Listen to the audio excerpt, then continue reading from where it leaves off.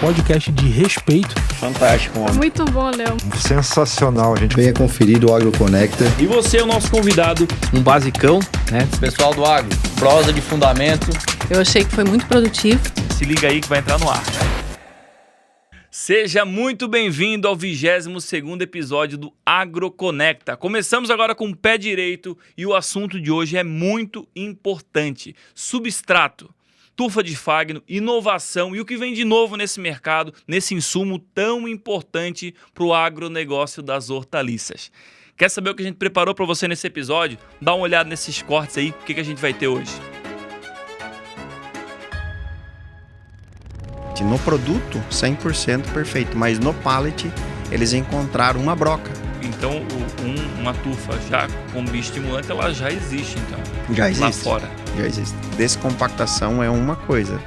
Moer o substrato não é o correto, outra, né? Assim como a muda para um produtor rural é ele começar com o pé direito, no substrato, no viveiro, é a mesma coisa. É você começar a sua produção com o pé direito. Tem um concorrente utilizando, abra uma porteira para fazer um pequeno teste e validar um produto diferente, uma tecnologia diferente.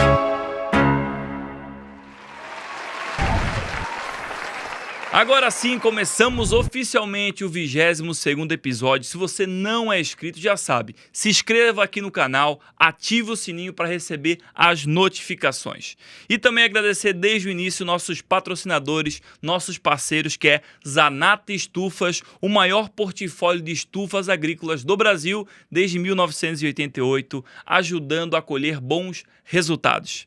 Usina Viveiro de Mudas facilitando a produtividade do agricultor catarinense. AgroPro, assessoria e mídia, seu agronegócio posicionado nas redes sociais. Sêmenes Bayer, porta e enxerto. Sêmenes, a solução segura e produtiva. E, por último e não menos importante, a Merco Agro. Soluções no agronegócio, novos projetos aí.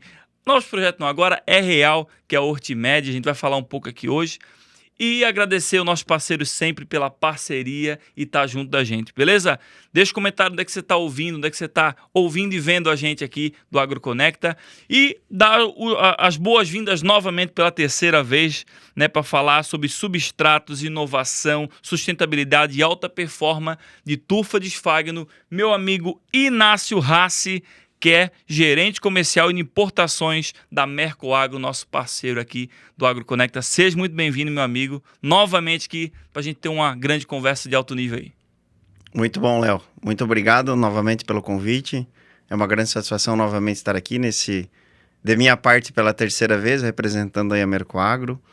Sem dúvida nenhuma, vai ser um grande bate-papo hoje, a gente trocar, né, complementar muitas informações do que a gente gravou nos episódios anteriores, que fica o convite para todos. Quem ainda não teve oportunidade de assistir, volte lá atrás, assista os outros episódios, não só de substrato, como de todos os outros temas, que todos eles são muito importantes para você, produtor, que está em busca de informação, de levar para o seu negócio as melhores alternativas que tem hoje de produtos, de tecnologia, de insumos, para que ele consiga produzir mais e melhor, com melhor custo-benefício e entregar grande qualidade daquilo que ele faz lá no campo, que é o nosso desafio de todo mundo aí. É verdade, trazer informação e tecnologia é uma das coisas mais importantes que a gente pode fazer para os nossos amigos do agro. E uma coisa que lá atrás a gente não estava em processo ainda de acontecer, que era essa parceria da Merco Agro com a Hortimed, né? Naquele período estava em transição, estava acontecendo várias coisas,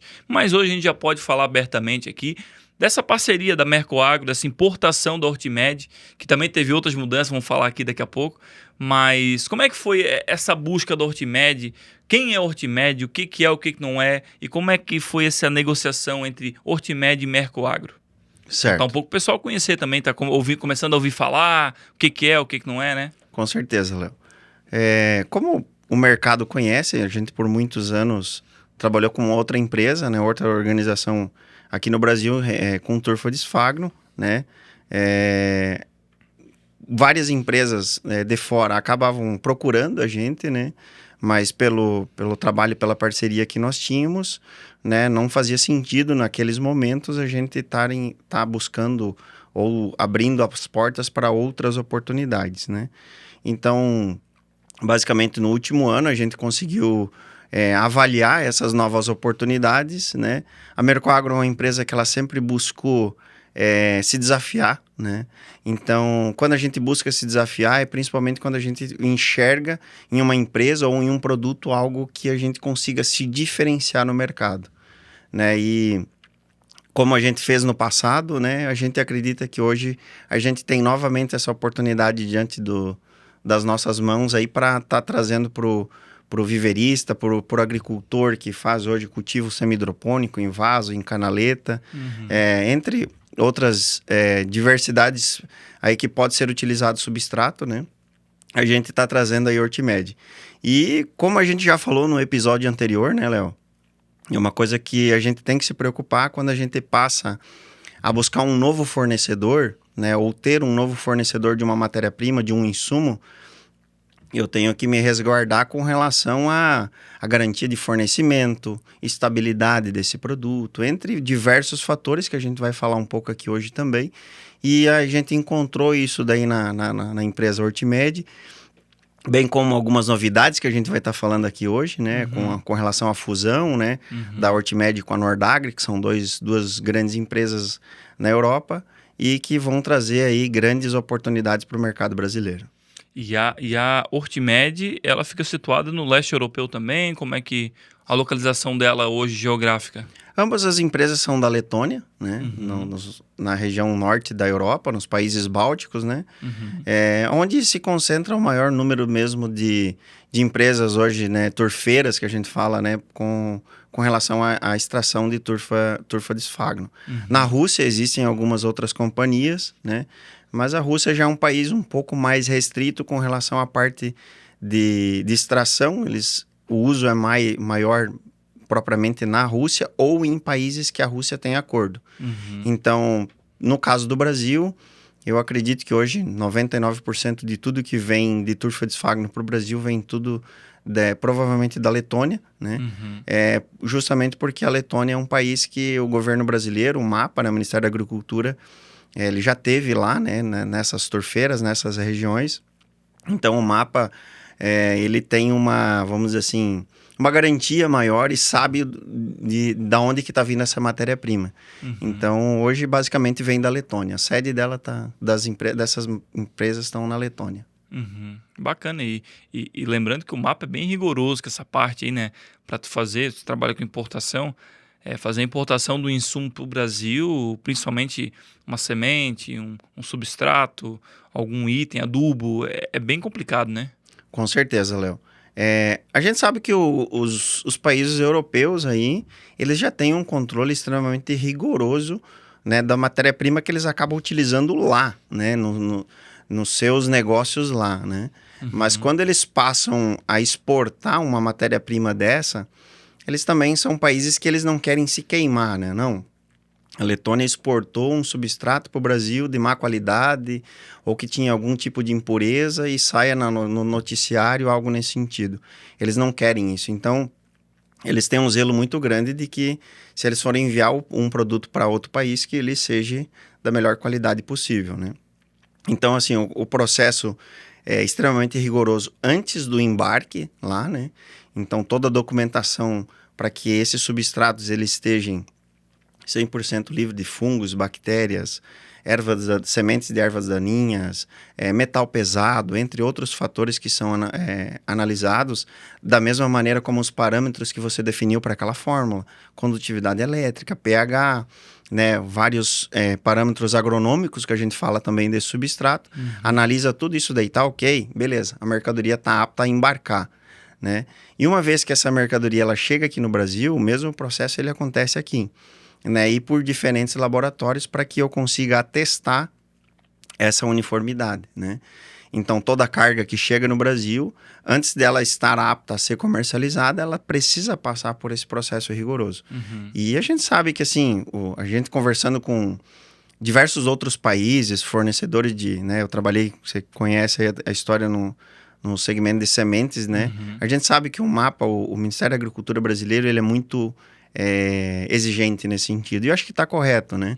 Então, de repente, o Brasil hoje, que tem a possibilidade de de cultivar o ano inteiro, né, a agricultura, é justamente porque ele procura se resguardar da melhor forma possível com pragas quarentenárias e tudo mais, né? A gente está vendo aí agora uma notícia, de certa forma, negativa com relação à vinda de uma nova raça de percevejo na cultura da soja, né? Não é no nosso segmento de hortaliça, mas, por exemplo, o MAPA ele já fica extremamente preocupado com relação a isso. Está afetando a parte de grandes culturas. Imagina se é uma praga como essa que possa ter vindo numa semente de hortaliça ou possa vir num substrato. Então, eles vão realmente ser extremamente rigorosos. Para você ter um exemplo, né, contando aqui de uma maneira bem breve um caso, um conhecido nosso, amigo nosso, importou um produto de origem vegetal também, porém no pallet, no produto 100% perfeito, mas no pallet eles encontraram uma broca, né, na madeira, ou seja, era um pallet que muito provavelmente ficou numa área exposta e tudo mais, entrou uma broca ali oportuna para se alimentar dessa madeira do pallet e chegou aqui, toda essa mercadoria, ela foi barrada, teve que retornar, eles, né, esse amigo nosso, ele tentou liberar a mercadoria e incinerá-la aqui no Brasil, eles não permitiram, teve que retornar para o país de origem, pagar todo o frete de volta e mais a incineração, garantia da incineração desse produto lá na origem, ou seja, é extremamente rigoroso. Isso para nós pode representar num primeiro momento ser muito burocrático, mas para nós que comercializamos e para o viverista, para o produtor que usa um produto como esse, ele tem uma segurança muito grande de que ele está usando uma das matérias-primas mais seguras que tem com relação hoje à propagação a meios de cultivo, né? É um exemplo, né, que a gente não sabe até onde tem ligação ou não com alguma coisa, que tu falou do exemplo da soja, um percevejo, né, mas o exemplo no Paraná de um surto de virose agora no início desse ano, né, algo...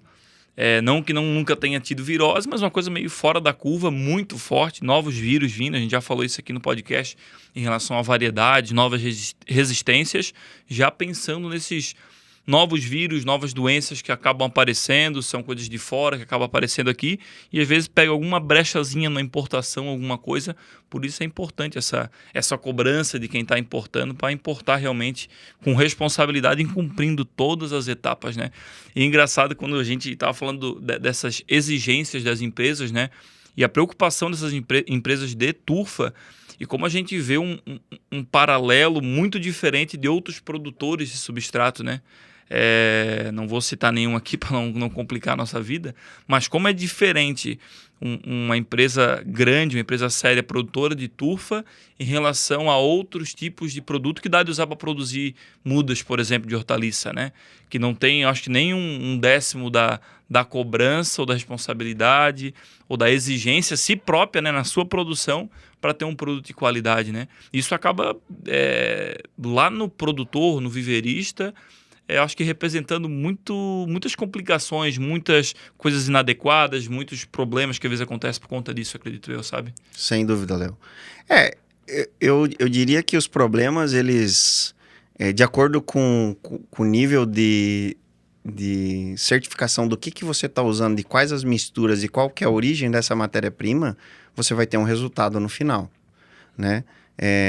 Quanto mais rígido é o controle, quanto melhor é a matéria-prima, automaticamente você vai ter um custo maior de um produto que você vai estar usando.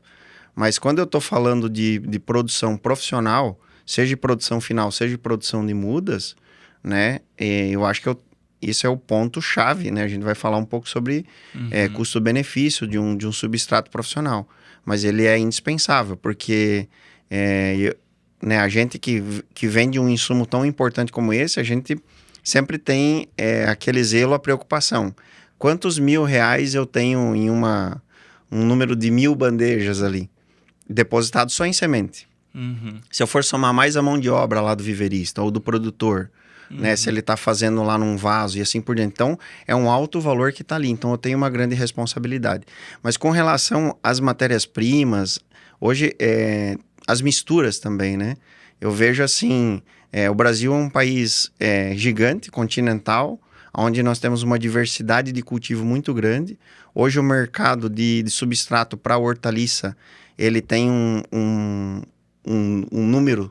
relativamente muito parecido com o tabaco, onde a hortaliça, as mudas de hortaliças decorrem no decorrer de 12 meses, e o mercado de substrato para tabaco vai acontecer em 3, 4 meses. Nesse período dos 3, 4 meses do tabaco, não tem como eu ter matéria-prima para fazer mistura homogênea, uniforme, ao ponto de eu garantir uma entrega de um substrato, né, com mistura de qualidade lá para o cliente, né?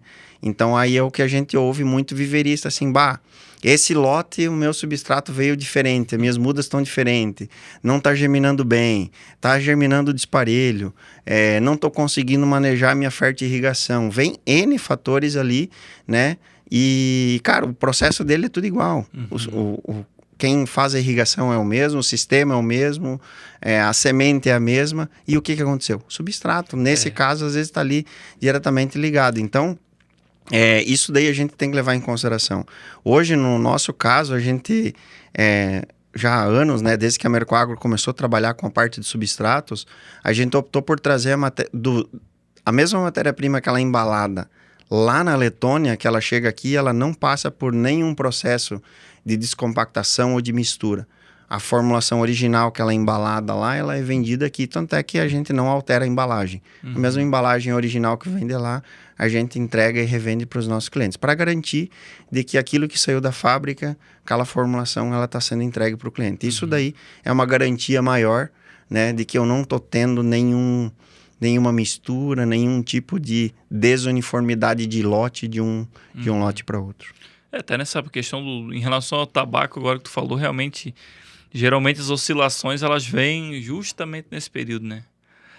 Em substrato que é feito mais mistura e a homogeneidade vai longe. E para um viveiro, vamos falar de viveiro, por exemplo, tu tem um substrato homogêneo, cara, da parte inicial, pelo menos, é 90% do início, sabe?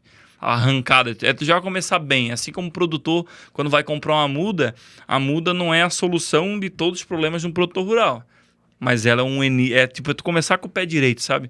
Eu acho que, assim como uma muda de qualidade de hortaliça, um produtor rural, ele começar com o pé direito a produção dele, para um viveirista ele ter um bom substrato de confiança, homogêneo, durante os 12 meses do ano, para ele também começar a sua produção com o pé direito, sabe? Tem um produto de confiabilidade, que ele sabe que o que ele compra em janeiro é o mesmo que ele compra em dezembro. É o X da questão, sabe? Sem Eu digo dúvida. por experiência própria. Com certeza. Cara, e a evolução desse mercado? A gente vê coisas do agro, algumas coisas movimentando-se mais rápidas, outras mais demoradas, mais devagar. Mas como é que está a evolução desse setor, desse substrato no Brasil? Como é que é a tua percepção em relação a isso? Eu vejo assim, Léo, se a gente pegar e analisar o mercado substrato como um todo, né, nos últimos 10 anos, basicamente, ou até um pouco mais, a turfa de esfagno, ela já é uma realidade no mercado brasileiro, né? Para a maioria dos viveiros, principalmente os viveiros profissionais. Eu acho que, assim, antes desse período, antes dos 10 anos, já tinha turfa de esfagno, mas muita mistura, né? Eu lembro que em 2015, que a gente começou a trabalhar com esfagno puro, no Brasil, dali em diante, com outra empresa, eu acho que teve uma evolução muito grande, né, no mercado profissional. Da mesma maneira como no passado se utilizava muita casca de pinos, casca de arroz, né, o mercado mudou, hoje profissionalizou, usando muito a turfa de esfagno, mas eu vejo que, assim, hoje é o que a gente tem de matéria-prima mais nobre no mundo, para produção de muda ou para produção final, né, em semi-hidropônico, algo nesse sentido. O que eu vejo que, como evolução, vão vir novas misturas, porque hoje existe uma grande preocupação, né? As áreas de esfagno, né, principalmente na Europa, são áreas extensas, mas assim, como é uma matéria-prima mais nobre para todo o globo, ela não é infinita, ela é finita. Então, existe uma preocupação do governo europeu, né, da União Europeia principalmente, em cuidar dessa fonte, né, de matéria-prima. Então, hoje está sendo implementado cada vez mais políticas para buscarem alternativas né, outras matérias-primas para que, dependendo do sistema de cultivo, consiga fazer algumas misturas para preservar por mais tempo possível esse esfagno, né? Então, o exemplo que a gente começou a trazer, né, já desde do passado ali, mistura com fibra de madeira, perlita, perlita expandida, né, ou própria fibra de coco também, né? Existem algumas formulações de esfagno misturado com fibra de coco, né? E podem vir outras alternativas, né? Qual que é o desafio dessas empresas? Às vezes a gente pode enxergar uma matéria-prima que ela poderia ser muito bacana para usar, né, nessa composição de substrato, mas eu tenho que garantir o quê? Que ela seja estável da mesma maneira como o esfagno, né? Então, existe muita pesquisa. Cada vez mais eu acho que vão surgir novas pesquisas para encontrar essas soluções. Aqui no Brasil, por exemplo, a gente tem inúmeros passivos e ambientais que a gente se questiona, isso daí não poderia servir como uma mistura para complementar com a turfa de esfagno, né? Mas eu tenho que analisar a parte química, a parte orgânica, a parte física. Senão a gente volta de novo no mesmo problema que já se tinha, né? Justamente. Porque a própria casca de pinos, ela é um passivo ambiental, por isso que se procurou lá no passado alternativa para usar esse passivo ambiental e tornar um produto comercial, né? E não ficar largado lá no ambiente, né? Para pinos, por exemplo, né? É uma excelente alternativa, né? Para hortaliça, hoje a gente já sabe que a casca de pinos não é a melhor solução, né?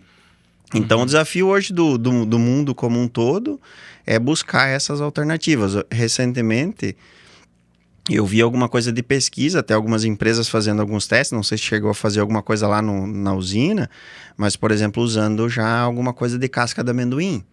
O Brasil, principalmente o estado de São Paulo, é um estado muito produtor em amendoim. Então, assim, daqui a pouco é uma alternativa, né? E aí vem o desafio. É estável? Não é? Como que é a parte orgânica, química, física desse material? Estabilização, né? A safra desse ano, dessa casca de amendoim, ela vai ser de que forma? E no ano que vem? E safra que vem?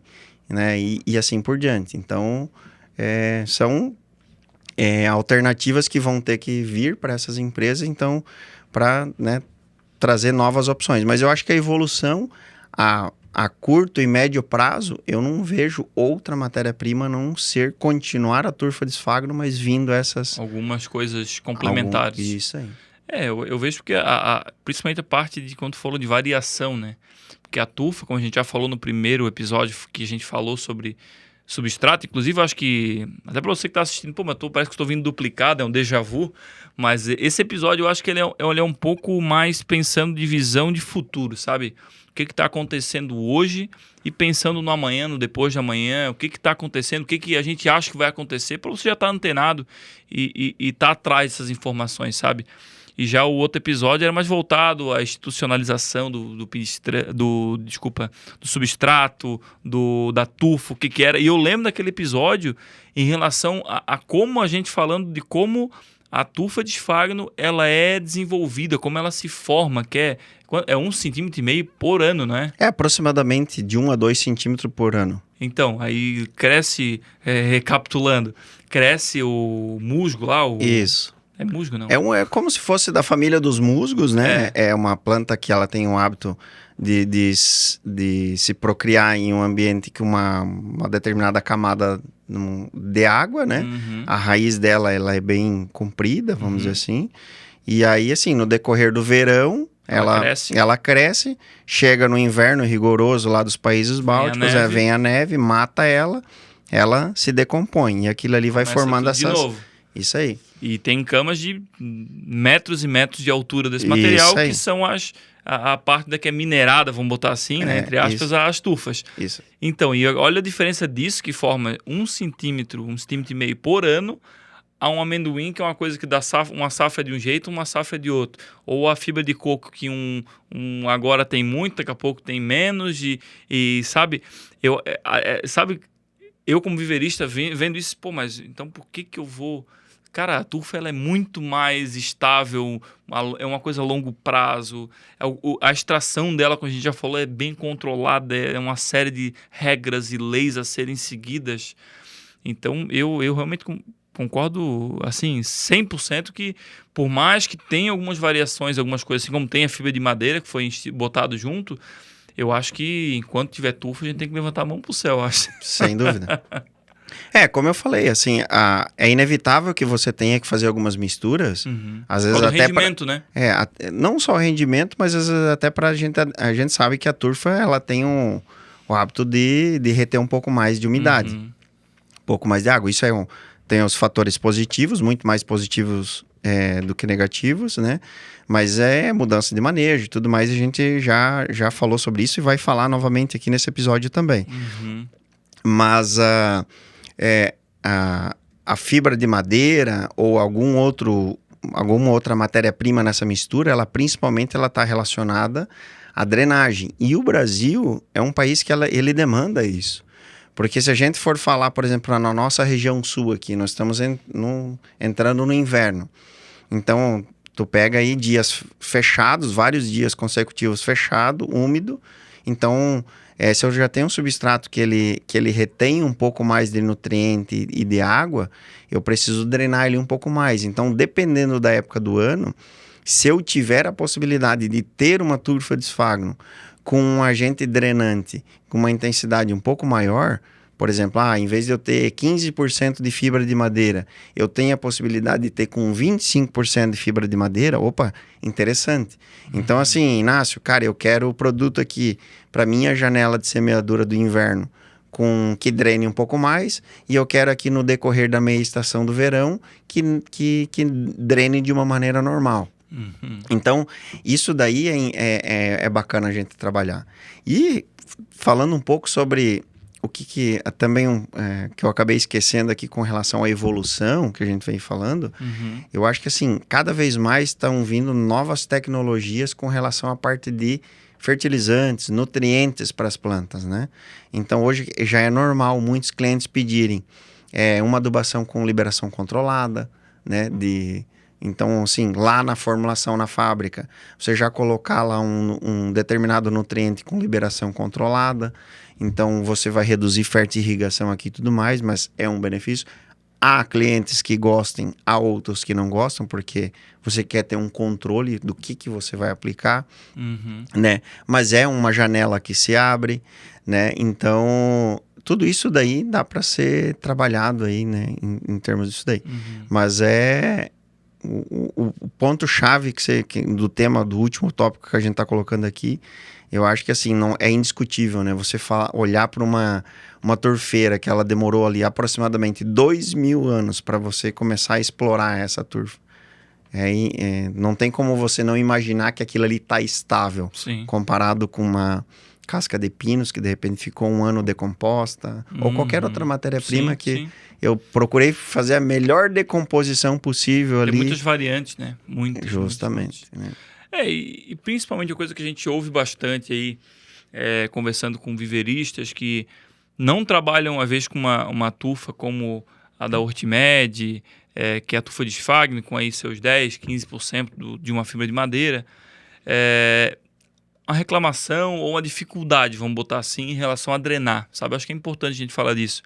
O que um viverista ele precisa estar atento, se atualizar para usar essas novas tecnologias em relação à turfa de esfagno, sabe? Poder usar essa ferramenta que muitos não estão usando, esse material que é tão estável, às vezes por conta de uma dificuldade no manejo, na irrigação. O que vocês encontram de dificuldade em relação a isso e o que vocês encontram de solução em relação a isso também? Muito importante esse tópico, Léo, porque primeiramente eu sempre digo pro cliente que eu visito, seja que ele já use turfa de esfagno, ele vai passar a utilizar o nosso produto, o que eu coloco? Todo produto novo, ele vai exigir um manejo um pouco diferente, seja para irrigar mais, irrigar menos, ou uma frequência, alguma modificação ela tem que acontecer. Se a gente pegar o histórico do uso de substrato no Brasil, quando a gente lá atrás utilizava só casca de pinos, era um manejo de irrigação. Quem já é viverista aí há mais tempo né? Você ir com a tua trajetória, falar com teu pai, que trabalhou lá atrás com a casca de pinos. O HT. Então, assim, entrou a fibra de coco, teve alteração. Teve que mudar o manejo de irrigação, a frequência, quanto que irrigava, adubação, tudo isso daí interferia.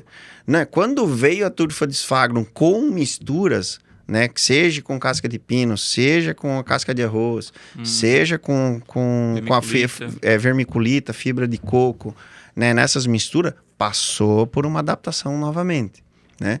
Há 10 anos atrás, quando a gente começou a fazer os primeiros testes de turfa Disfagron pura, né, eu lembro que lá em Antônio Carlos, por exemplo, a gente fez alguns testes lá, era turfa pura, não tinha fibra de madeira. Não drenava, sabe? Retinha muita umidade, chegava a formar um limo por cima da muda. Também não é positivo, né? Ah, beleza. Por mais que você ajustava a irrigação, mesmo assim não tinha como dar certo. Até por causa do ambiente, né? A localização, a geografia. Justamente. Climática. E beleza, veio a fibra de madeira, veio, né, opções de misturas para drenar um pouco mais esse substrato. Só que sempre que eu dreno também demais, eu tô perdendo não só água, como eu tô perdendo nutriente também. Então esse equilíbrio ele é muito importante. Mas sem dúvida nenhuma, quem vai mudar hoje de substrato, que ele vai para uma turfa Disfagron, ele tem que ter ciência de que o manejo de irrigação dele, ele vai reduzir. Ele vai reduzir a irrigação. Seja na quantidade de água que ele joga naquele determinado período que ele tá fazendo a irrigação, ou seja na frequência que ele irriga, né? Isso seja no verão, seja no inverno. Ele vai reduzir comparado com o que ele faz. Automaticamente, se eu estou reduzindo, né, a quantidade de irrigação, eu estou reduzindo meu custo energético, eu estou reduzindo também fertirrigação, porque eu consigo fazer com que essa planta otimize mais né, o que eu coloquei de fertilizante sem ficar lavando e assim por diante. Então, quando eu chegar, por exemplo, eu imaginar que o Léo nunca utilizou turfa Disfagron. É óbvio que a gente sempre recomenda o cliente a fazer um primeiro teste, um pequeno teste, né? Beleza, você testou, você validou, o resultado já foi positivo, agora vamos fazer um lote onde você consiga manejar a sua irrigação de maneira diferenciada. Aí que o resultado vem muito grande, principalmente raiz, que é a parte mais importante de uma planta, né? Que a parte aérea é importante, legal, sanidade e tudo mais, mas a raiz de uma muda ela é muito importante. Então, assim, para você que vai estar trabalhando com turfa Disfagron, o nosso produto Hortimed aí, né, sem dúvida nenhuma você vai ter que mudar o teu manejo de irrigação. O produtor que hoje utiliza o nosso produto também para cultivo semi-hidropônico, um tomate em vaso, um morango em slab ou canaleta, da mesma maneira, ele tem que reduzir a frequência e a quantidade de irrigação que ele trabalha. E aí é uma coisa que não existe receita de bolo, porque o parâmetro que usa lá no Léo não vai funcionar no Rio Grande do Sul, não vai funcionar em São Paulo e assim por diante. Porque são altitudes diferentes, umidade relativa do ar diferente, temperaturas diferentes. Você daqui a pouco está utilizando uma bandeja de 128 células, vai lá no outro viverício, ele está utilizando uma de 88, um está usando bandeja de isopor, outro está usando uma bandeja plástica rígida, outro está usando descartável. Então, cada caso é um caso, né? O sistema de irrigação também tem um peso, né? Vai lá, um é um sistema automatizado, outro sistema é no manual, né? Outro eu tenho um sistema semi-automatizado e um complemento manualmente fazendo bordadura, né? Hoje de manhã é um funcionário, de tarde é outro. Então tudo isso daí interfere diretamente no resultado final. O importante é que a gente consiga ter critérios agronômicos para ir lá olhar essa muda e dizer assim, não, eu preciso irrigar novamente ou não há necessidade, né? Posterga. Hoje nós temos, né, clientes aqui, nós aqui, região, né, fria agora, inverno, tempo nublado, que dependendo da situação, ele vai às vezes ele nem irriga, dependendo do dia. Sim, sim. Vai irrigar dia sim, dia não, dependendo da cultura, dependendo do estágio que essa cultura tá. Uhum. Então, assim, não tem como nós colocarmos uma regra, né? O cara tá lá em Belém, quente pra caramba, a muda dele tá secando, fala, não, aqui no sul hoje não irrigaram, ó, eles vão irrigar dia sim, dia não, ele vai perder todas as mudas lá. Sim, sim. Né? Eu acho que, pensando em quem ainda não se adaptou ou testou uma tufa de esfagno, sofreu, não deu certo, principalmente porque uma das maiores barreiras da tufa de esfagno está na irrigação. Como você falou, lá atrás, quando se começou com ela, eu lembro que a gente testou sem a fibra de madeira. Na nossa região sul, ela, na minha opinião, é inutilizável. Não tem como, sem a fibra de madeira. Ok, depois veio a fibra de madeira, mas mesmo assim, o manejo é bem diferente de outros materiais aí do mercado que o pessoal utiliza. Então, uma dica que eu posso deixar para o pessoal, eu acho que assim, Inácio, primeira coisa, fazer um teste pequeno. Pega lá, pequeno, no meio da estufa, lá no meio do outro substrato mesmo, para você ver principalmente a parte um pouco de adubação. Porque você vai pegar, na estufa vai ter os 2 substratos, nas mesmas bandejas ali, você pega ali 5, 10 bandejas de uma meia dúzia de variedade que você mais faz aí, e bota lá na mesma estufa e para tu olhar um pouco a questão de adubação. Esquece a questão de água, molha conforme o substrato que tu mais utiliza no momento e vai ficar talvez mais molhado mesmo, mas tudo bem. Mas nesse primeiro momento, olha a adubação. Pô, não, o substrato, o Hortimed, ele foi mais assim na adubação, ele cresceu um pouco mais, um pouco menos para a adubação que eu faço. Beleza, fechou? Se você realmente quer fazer a mudança, aí você, na minha opinião, no agente viverista tem que arriscar um pouco mais. Tu tem que dar um passo um pouco maior. Não, eu vou pegar essa bancada toda aqui que eu consigo isolar a irrigação dela e vou fazer a bancada toda com o Hortimed, que é uma novidade para mim, por exemplo. Beleza.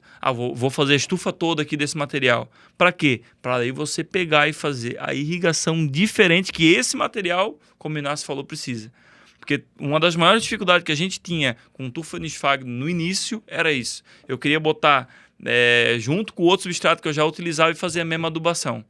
Aí, para a tufa de esfagno, eu estava molhando demais. E se eu segurasse a água para a tufa de esfagno, que era o ideal, faltava água para o outro. Então eu estava servindo a Deus e o diabo ali e nenhum dos dois ficava bom, na verdade. Ou um ficava bom ou o outro ficava bom. Sem dúvida. Então, assim, primeira coisa, valida a adubação. Se você quer ir por esse caminho, e eu vejo que um viverista profissional ele tem que trabalhar com tufa de esfagno. Não tem outra saída. Na minha opinião, é o mais seguro, o mais adequado e onde você vai obter mais qualidade. Até que apareça outra janela, porque hoje, sinceramente... Léo, mas eu utilizo aqui fibra de coco. Cara, ok, tudo certo. Não estou falando que não dá de produzir. Mas pensando na sustentabilidade, não. Na estabilidade padrão, 12 anos no mês, a gente sabe que a fibra de coco ela sofre várias alterações. Se você trabalha com fibra de coco, como você está aí me xingando, já você sabe o que eu estou falando. Não precisa nem te ensinar isso. Não tem estabilidade como a tufa de esfagno, certo? Então, por isso que eu digo, cara, vale a pena testar e dar esse passo. Viu, se é viverista pequeno, médio ou grande, não trabalha com a tufa ainda, faz isso que eu estou falando. Testa um pouquinho, vê a adubação e depois dá um passinho um pouquinho maior e testa um lote maior, uma estufa um pouco maior e adequa a adubação e a irrigação. Depois de fazer isso aí, você me conta aí que vai dizer, não Léo, tem volta.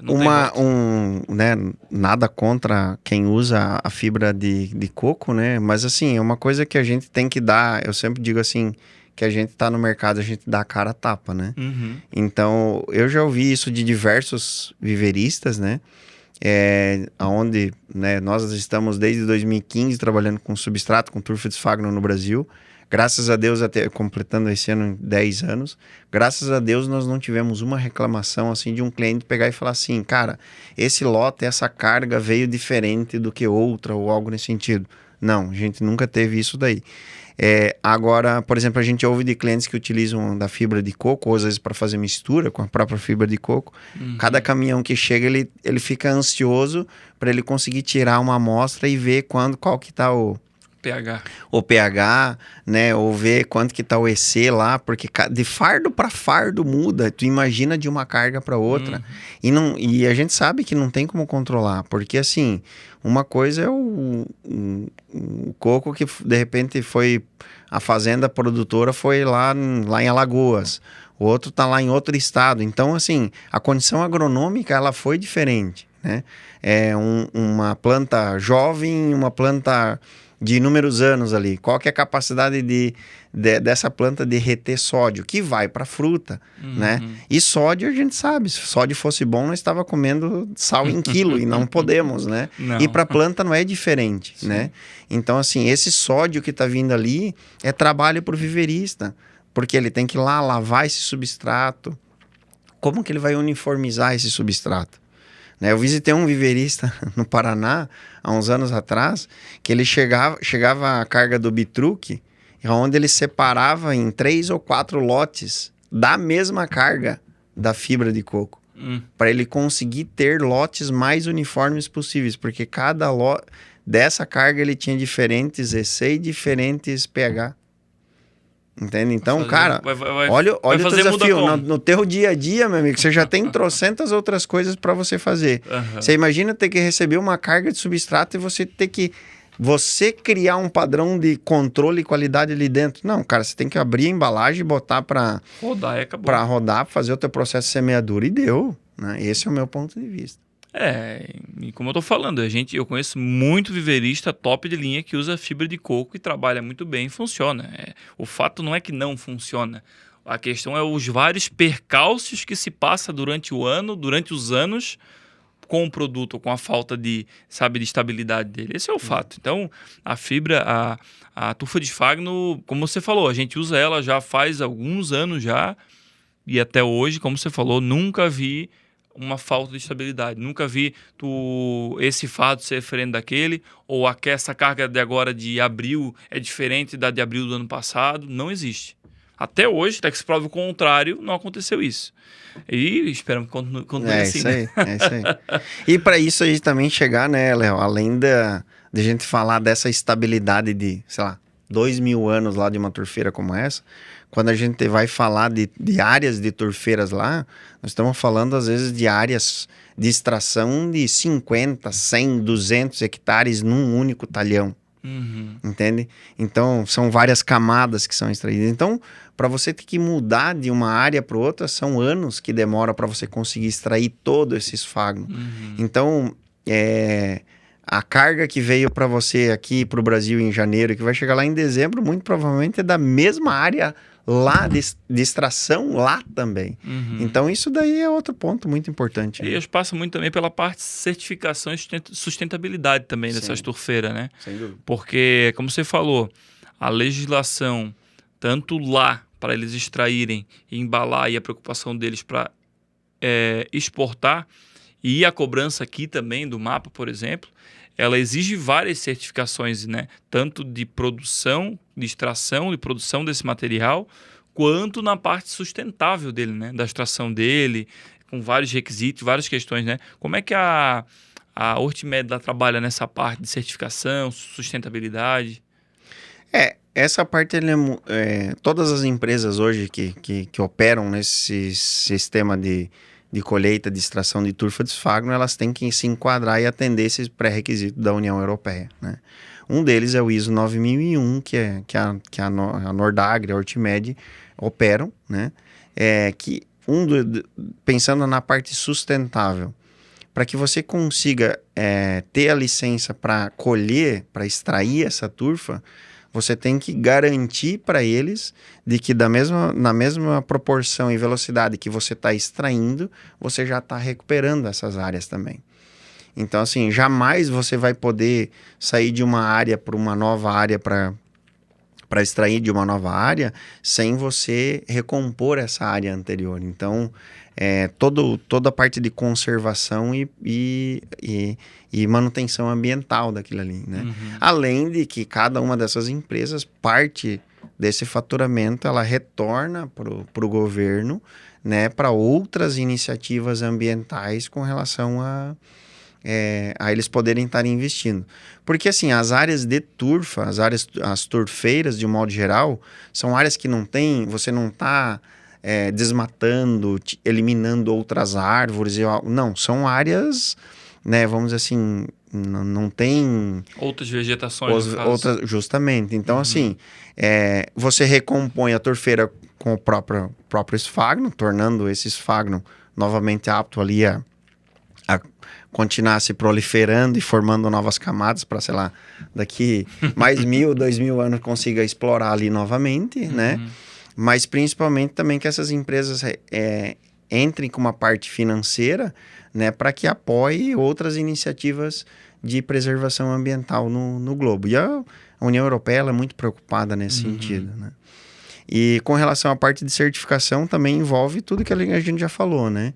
Então, assim, você se resguardar de que todos esses produtos eles estão livres de fungo, bactérias, sementes de qualquer erva daninha, metal pesado, enfim, qualquer outro algo que seja maléfico para a agricultura ou para a humanidade, que jamais ele seja comercializado, né? Bacana, cara, que massa. Realmente é bem exigente essa parte, né? E outra coisa também que eu acho interessante e vai fortalecer ainda mais isso é a parte dessa junção da Hortimed com a Nordeagro, né? Que são empresas que acho que globalmente estão presentes nesse fornecimento e produção de turfa, né?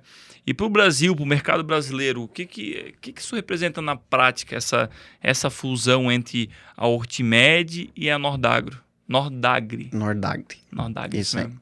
Bom, Léo, a Hortimed é uma empresa que ela é referência, né, mundial hoje, mas principalmente na Europa, na extração, na produção de substratos profissionais, né?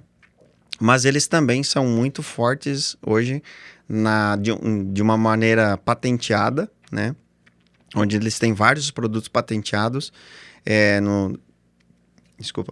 no segmento de bioestimulantes. Então, extratos de algas, ácidos fúlvicos, úmicos, né? Não exatamente isso, né? Mas nesse segmento, né? Então, é uma empresa que ela é reconhecida lá fora, né? Aqui no Brasil agora, de uma maneira mais recente, a gente trazendo agora para o Brasil, mas é uma empresa muito forte nesse sentido. E a Nordagri, ela é uma empresa, em termos de substrato, relativamente até um pouco maior, né?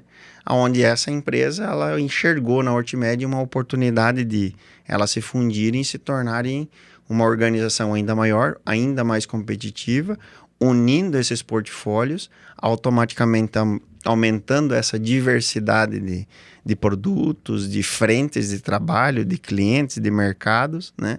Para se tornar competitiva, porque cada vez mais a gente vê hoje grandes organizações se fundindo, né, uma comprando outra, se tornando grandes grupos para, né, nesse mercado que ele está extremamente globalizado, a gente está vendo aí, né, toda uma briga comercial das principais economias do mundo, né, onde que, cara, quem não tiver poder de fogo ali, às vezes, para entrar numa briga comercial mais arrojada, né, infelizmente fica para trás. Então, acreditamos que essas duas empresas, elas também olham esse mercado dessa forma, então veio essa fusão aí. Então, para nós, assim, a gente enxerga com muitos bons olhos, né? Porque, principalmente pela diversidade de produto, né? Estruturação se torna uma organização muito mais forte, né? Leque de produto que a gente vai poder trazer. E uma das coisas que para nós do Brasil, né? Você sabe disso, substrato é uma mercadoria que ela tem volume, né? Não necessariamente peso, mas é volume. Aonde que pega? Frete marítimo. Então, quando você tem uma grande corporação por detrás disso, né, o poder de barganha para chegar numa companhia de frete marítimo e negociar um volume um valor de frete proporcional ao volume de container que eu vou estar trafegando ali num determinado trecho no decorrer de 12 meses, muda completamente. Então, para nós, eu vejo com bons olhos nesse sentido também.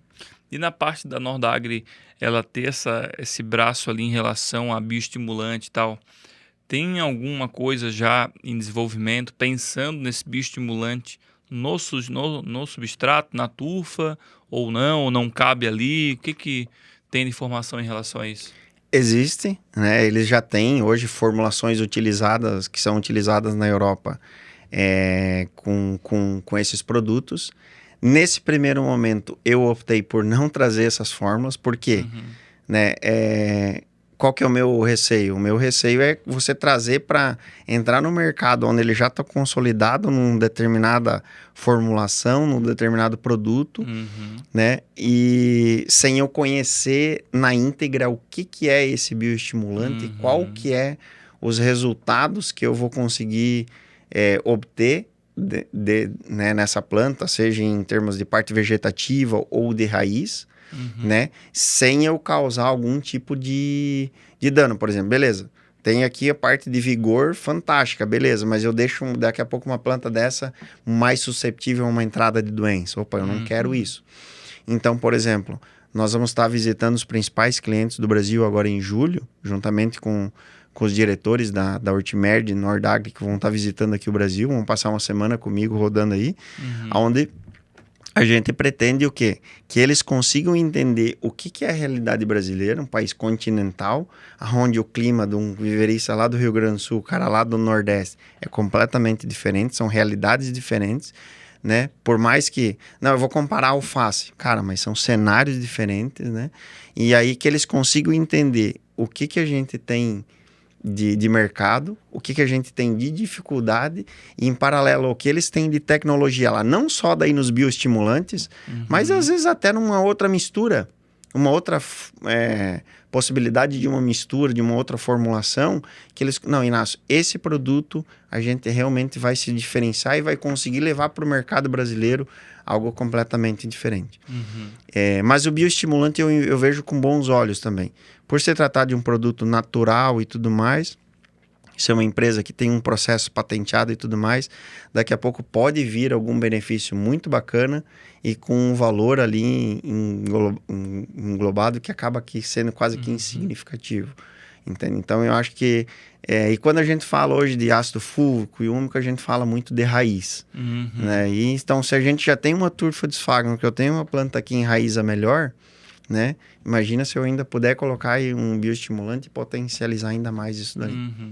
Então, uma turfa já com bioestimulante, ela já existe, então. Já existe. Lá fora. Já existe.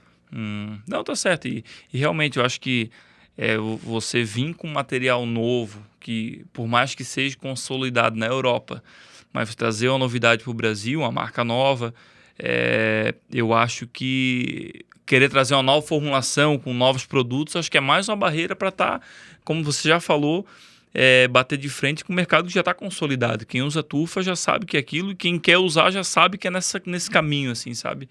Mas eu também acho que essa parte de bioestimulantes, até... não sei se bacilos, a parte tricoderma, várias coisas que acabam ajudando muito a produção, tanto na parte de qualidade, de sanidade da planta, quanto de raiz, como você falou.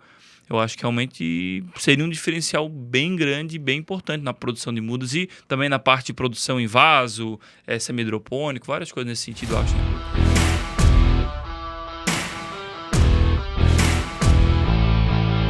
E aí, o que você está achando desse episódio aí, 22º já, o meu amigo Inácio falando sobre substrato, turfa de esfagno, muita coisa importante para você que utiliza esse insumo tão importante na produção. Não esquece, ativa o sininho aqui, se inscreve no canal se não é inscrito. E outra coisa, tem muitos vídeos, são dezenas e dezenas de vídeos aqui no Léo Viverista, no AgroConecta para você ver. Então, finalizando aqui, veja os outros episódios e aproveite ao máximo as informações que a gente tem aqui. Bora continuar o episódio. Assim, Léo, a gente tem que separar, eu acho que duas coisas. O bioestimulante eu não vejo problema, né? O bioestimulante é um produto que, mesmo ali o substrato, ele está vindo com uma determinada 40% de umidade aproximadamente. Então é um produto que você não vai perder no decorrer do tempo. Agora, a gente sabe que a partir do momento que eu coloco um micro-organismo vivo, um tricoderma, um bacillus, eu tenho uma vida útil, né? Uma vida desse micro-organismo ali, né? Então, hoje, se a gente considerar aí um período mínimo, uma média ideal, entre o produto pronto, embalado lá na fábrica, até ele num processo normal, sem nenhuma barreira no porto, sem uma greve de qualquer organização, né? Eu tenho um período de aproximadamente 120 dias até esse produto chegar lá no teu viveiro, por exemplo, no viveiro para o cliente ser utilizado. Isso sem contar se o produto ainda ficar alguns meses ou algumas semanas no nosso estoque, né? Então, o micro-organismo a gente acaba não trazendo, né? Apesar de que lá na Europa é utilizado, só que assim, o cara tá aqui, a fábrica tá aqui, o cliente tá ali do lado, sendo utilizado na mesma semana, no mesmo mês. Não tem desembaraço, não tem nada. Né? Então, aqui para nós no Brasil, a gente não traz. Então, hoje, todo cliente que quer utilizar ou utiliza micro-organismo vivo, a gente sugere que você adicione. Porque todo o nosso substrato, ele vem compactado ou semi-compactado, e você vai ter que descompactar ele e umidificar ele, né? Então, nesse momento, você põe ali o teu tricoderma e tudo mais, que você vai ter um bacillus, né? Você vai ter uma longevidade desse micro-organismo, um resultado melhor, né? É o que a gente faz lá na usina. Justamente. Na hora de destorroar ele, faz a injeção ali do tricoderma, do bacillus, para estar justamente utilizando, porque precisa da questão da umidade, né? E tem a vida útil dele, né? Sim. A gente viveu isso daí no passado, inclusive com o pessoal do florestal que pedia a formulação com osmocote, com nutricote, esses adubação de liberação controlada, por serem espécies de ciclo mais longo para a produção da muda, né? Mas assim, a gente sabe que também esses fertilizantes, por mais que eles sejam liberação controlada, eu tenho fertilizante lá de 3, 6, 9 meses, 12 meses, né? Agora, se eu colocar, por exemplo, um adubo de um fertilizante de liberação controlada de 3 meses, os 3 meses é o tempo que eu demoro para... Sim.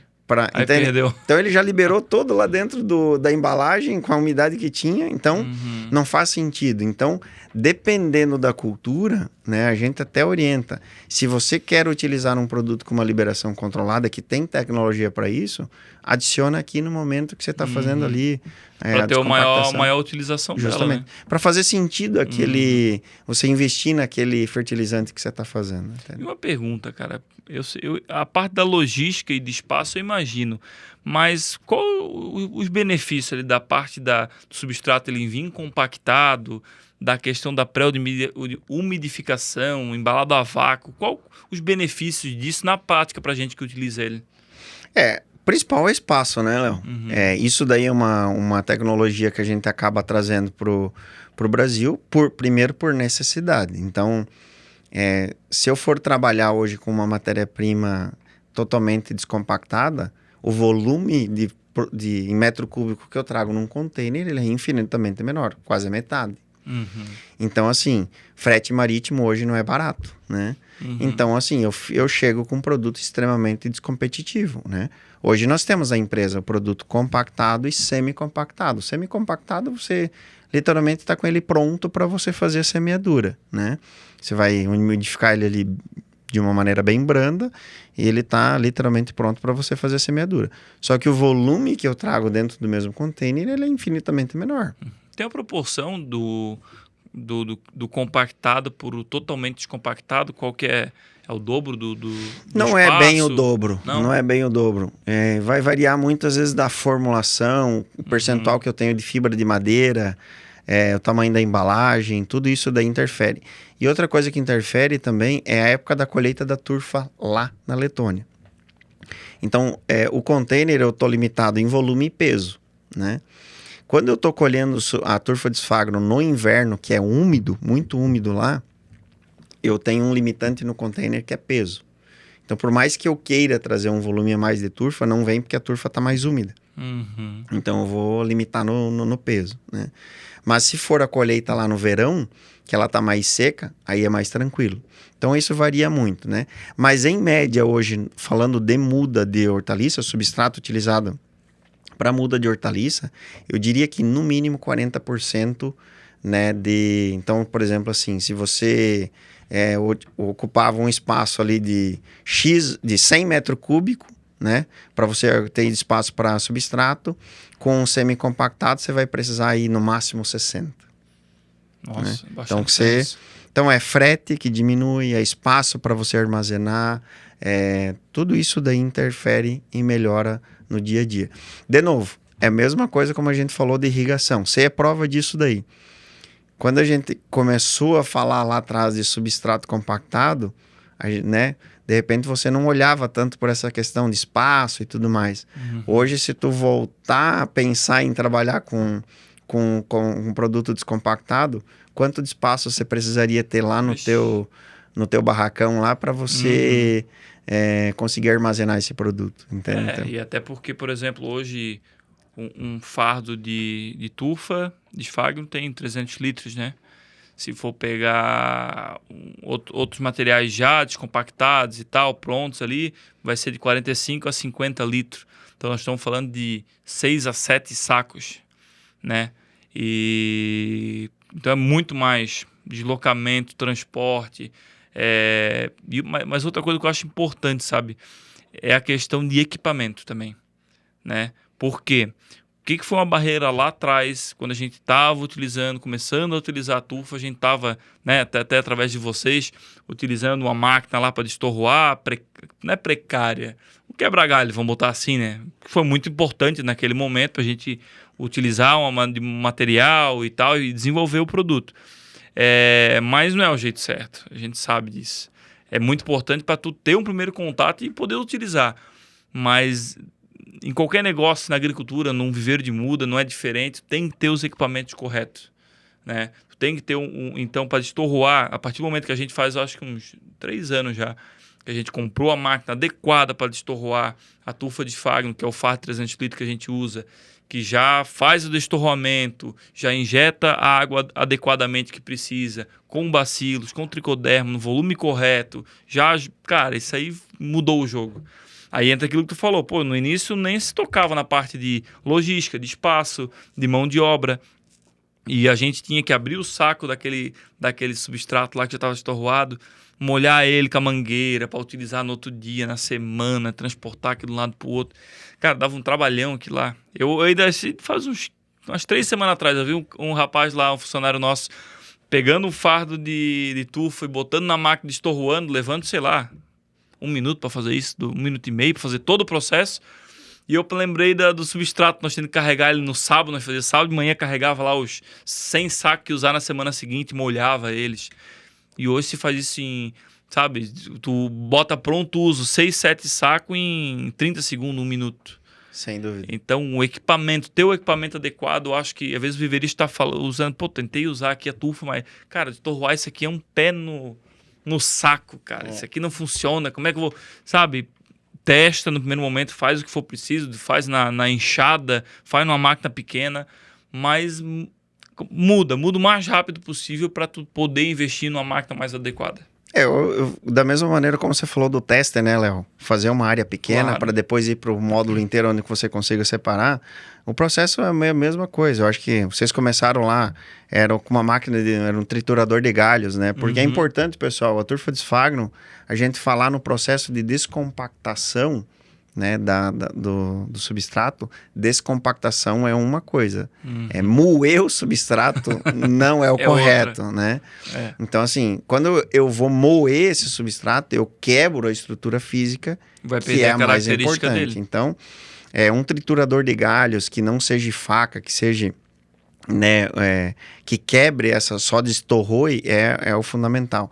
Mas ali vocês foram para uma máquina hoje que descompacta o fardo de 300 litros, que é o modelo lá perfeito, completo, que completou todo o circuito de vocês lá de semeadura.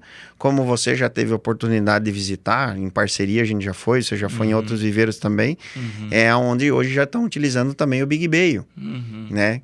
Que daí a gente está falando aí de 6 metros cúbicos, 5,5 até 6,5, dependendo da época do ano, da colheita da turfa lá, né?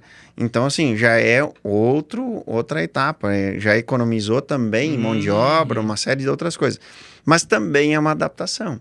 Sim. Tudo tem seu tempo, para cada cliente tem o seu o equipamento, a embalagem ideal para se trabalhar, né?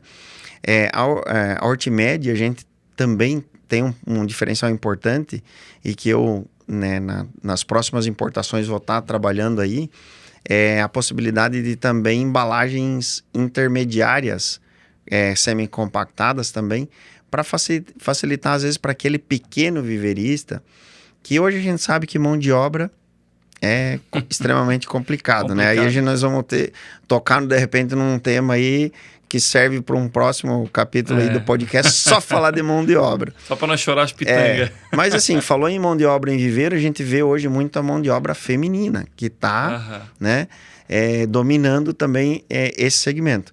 E aí, um fardo de 300 litros ali, onde eu umidifiquei ele um dia antes, para no dia seguinte eu fazer a semeadura, acaba sendo um peso muito grande. Então, daqui a pouco a gente tem uma opção de um fardo intermediário, onde fique mais fácil manusear e tudo mais. Claro que isso daí tá diretamente ligado também ao volume que eu vou conseguir trazer no container. Então, envolve custo e tudo mais. Mas é um ponto importante para a gente trazer e se preocupar com o cliente também, porque a gente tem tudo isso para levar em consideração. Com certeza. E na parte de utilização da turfa, do Hortimed, você vê que ela se aplica, o uso dela, ela se aplica a todo tipo de bandeja, a todo tipo de cultivo em vaso, ou tem algum cuidado específico que tem que ser tomado? Porque, por exemplo, vou falar do que eu tenho mais experiência, bandeja, por exemplo. Quando a gente usava materiais que eram mais misturados, ali com casca de arroz e tal, na bandeja de isopor, por exemplo, quando a gente utilizava uma turfa de esfagno, o resultado era de um jeito, vamos botar assim, sabe? Quando a gente começou a utilizar a bandeja descartável, os primeiros testes, sabe? Primeiras bandejinhas, primeiros lotes pequeno, a gente via, por exemplo, uma turfa de esfagno responder muito melhor na bandeja descartável do que um material com casca de arroz, porque drenava demais, e a bandeja plástica descartável ela já seca um pouco mais naturalmente, porque não é térmica igual isopor, aquela coisa toda. Então, essa aplicabilidade do Hortimed em relação a diferentes tipos de bandeja, por exemplo, tem alguma coisa que o viveirista tem que se atentar, ou está mais relacionado a manejo dele lá no dia a dia? Não, a turfa de esfagno, né, o substrato que a gente traz hoje, Hortimed, você vai utilizar para qualquer cultivo que você queira fazer. Seja para produção de muda, de hortaliça, muda de flor, de muda florestal, o que você quiser, ou para o cultivo final lá. Eu quero fazer morango em slab, morango na canaleta, tomate, pimentão, pepino, enfim. Inclusive, produção hoje na Europa é comum utilização de turfa de esfagno para produção de fruticultura em big bales. São big bales gigantes, onde eles plantam ali dentro e eles movem essas plantas de um lugar para o outro, né? O que a gente tem que se atentar, Léo? São 2 pontos importantes. Hoje a gente traz para o Brasil diferentes granulometrias, tá? Então a mais comum é a granulometria que a gente fala 0 a 10 milímetros. Então são partículas pequenas, tá? Então aí a gente vai estar utilizando em recipientes de dimensão pequena, que na maioria deles produção de muda de um modo geral, tá? Quando eu trabalho com, por exemplo, potes para flor, né, aqueles potes de 15 células, né, que a gente fala que são recipientes um pouco maior, eu já trabalho com uma granulometria um pouco maior. Por exemplo, uns 5 a 20 milímetros, tá? Se eu vou trabalhar num slab, numa canaleta, eu já vou trabalhar com uma granulometria 5 a 20, dependendo até um 20 a 40, tá? Então, o tamanho da partícula está diretamente relacionado ao tamanho do recipiente que eu vou estar trabalhando. O que eu quero dizer com isso? Quando eu tenho uma partícula maior, automaticamente eu dreno mais esse substrato. Se eu utilizar um substrato fino de granulometria 0 a 10 lá num vaso de 11 litros, por exemplo, para tomate, o que vai acontecer? Eu vou compactar esse substrato, né? E num curto, médio período de tempo, eu não vou conseguir drenar direito, e aí eu vou começar a ter problema de apodrecimento de raiz, de afogamento da planta, entre aspas. Então, a granulometria está diretamente ligada ao tamanho do recipiente que eu vou utilizar. Esse é o primeiro ponto a ser levado em consideração. Segundo ponto que a gente leva qual que é o percentual que eu estou trazendo de fibra junto, de fibra de madeira. Então, por exemplo, hoje nós trabalhamos na hortaliça, a grosso modo, 15% de fibra de madeira, né? Eu estou trazendo um volume agora para teste e validação, principalmente para a nossa região sul aqui, com 25% de fibra de madeira, né? Onde alguns clientes gostaram. Isso me interessa.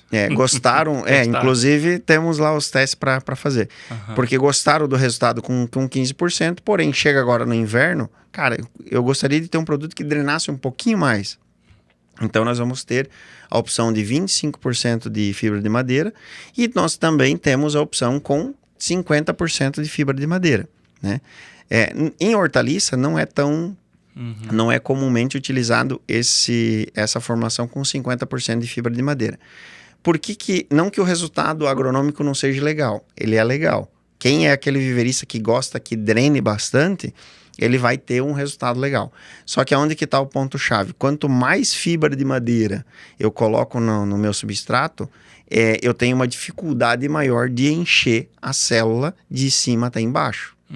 E você sabe que se eu não tiver substrato até a base da célula, eu vou ter problema depois de enraizamento e automaticamente eu vou ter problema lá no campo de pegamento e assim por diante, né? Então eu preciso que esse substrato ele pila, né, até o final da célula para eu garantir um bom enraizamento e um bom desenvolvimento dessa muda. Então, por que a gente está trazendo essa opção com 25% de fibra de madeira? Porque de repente, assim, agronomicamente falando, 35% seria o ideal. Só que com 35% numa bandeja de 128 células lá numa bandeja descartável, eu sei que eu não vou ter um correto enchimento, né? Ou tu pega o pessoal do florestal, que utiliza tubetes, né? Produção de pinos e eucalipto. É um tubete longo. Então, tu imagina como que eu faço para esse substrato descer até o final do tubete. Mesmo que eu tenha uma mesa de vibração. É complicado. Então eu tenho que ter esse equilíbrio entre a quantidade de fibra de madeira que eu tenho para que eu tenha esse substrato da maneira mais uniforme possível em toda a célula do recipiente que eu estou utilizando para a propagação dessas mudas. Tudo que é de mais ou de menos pode impactar muito, né? A fibra de madeira, como a gente já comentou, eu vejo que foi uma virada de chave quando ela entrou na tufa de Sphagno, ela possibilitou o uso dela, pelo menos falando no sul do Brasil, vamos falar assim, né? Porque o Sudeste já estava usando, estava funcionando, mas é outro clima, outra realidade, bem diferente da nossa. E qual que é o impacto da tufa na parte de germinação, cara? Porque a gente, no viveiro, nota, não tecnicamente falando, mas visualmente, uma padronização melhor, sabe? Isso realmente é só... Tem algum fundamento comprovado disso ou é só o nosso achismo falando? Não, que veja bem, Léo. Se a gente for comparar principalmente hoje com uma casca de pinos, por melhor que ela tenha sido decomposta, eu tenho resíduo de resina ali, resina do pinos. Que se a gente cheirar, se a gente, né, você vai sentir que ela é tóxica, né? Então, tu imagina isso para uma raiz de uma planta que é extremamente sensível. Se eu for utilizar uma casca de arroz, se eu for utilizar a fibra de coco que eu tenho sódio, né, por melhor lavado que for e assim por diante, eu posso ter alguns desses fatores interferindo ali naquela plântula que está ali iniciando o processo de germinação ali para se desenvolver, né, e tudo mais. Então, o que o Sphagno ele se diferencia? Nós estamos falando de uma planta, né? Um musgo que ele se decompôs ali. Então, ela tem todas as características orgânicas de uma planta. E ali, a única parte química que eu tenho ali é o PG Mix, lá é o fertilizante solúvel que eu disponibilizei ali para eu, né, definir o meu EC que eu quero naquele substrato. De resto, eu não tenho nada que possa ocasionar algum tipo de retardamento da germinação ou uma deformação da minha planta, ou qualquer, vamos dizer assim, microfito, né? Fitotoxicidade dessa que a gente às vezes não vai conseguir ver a olho nu, vai ter que ser no microscópio, algo nesse sentido. Então, o que a gente vê hoje? Todos os viveristas que testam um substrato né, tradicional que ele vem utilizando e vai para uma turfa de esfagno, ele vê principalmente uma uniformidade da germinação, né? Se tratando do mesmo cultivar, o mesmo lote de semeadura e tudo mais, ele consegue fazer esse comparativo e analisar que desempenham melhor uniformidade de germinação. Mas, de novo, resumindo, ele está diretamente ligado porque a turfa de esfagno, ela tem uma característica, é uma planta, característica orgânica, a CTC, né, da turfa de esfagno, ela é muito semelhante ao que e o ideal do que uma semente ela precisa para germinar da melhor forma. E uma coisa que às vezes é difícil mensurar porque a muda em si, a hortaliça, ela é muito sensível quando ela germina, né?